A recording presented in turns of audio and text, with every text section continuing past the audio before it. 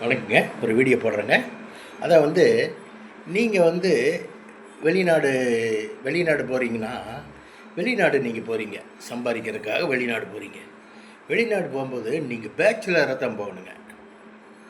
பேச்சுலராக போய் சம்பாரித்து என்னங்க நல்லா நீங்கள் என்ன நினைக்கிறீங்களோ அதெல்லாம் நீங்கள் பண்ணுறதுக்கு பேச்சுலராக போய் இது பண்ணிவிட்டு அங்கேருந்து வந்தோடனே இங்கே செட்டில் ஆகிடணுங்க.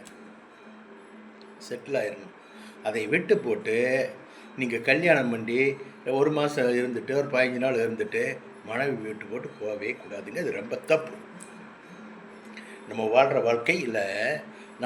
வாழ்க்கை கொஞ்சம் நிம்மதியான வாழ்க்கை தான்.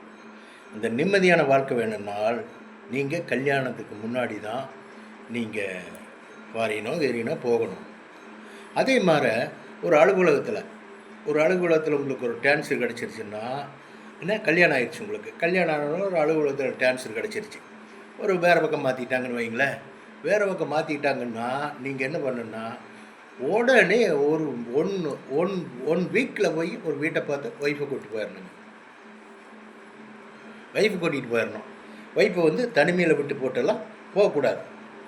அது நல்லதுக்கு அல்லன்னு சொல்ல வரேன். நீங்கள் வித்தியாசமாக இதை எடுத்துக்காதீங்க, நான் எடுத்து சொல்கிறேன். என்னங்க, நல்லதுக்கல்ல, சரிங்களா?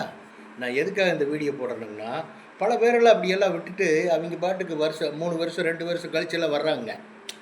அப்புறம் பார்க்கும்போது வேறு விதமாக இருக்குதுங்க.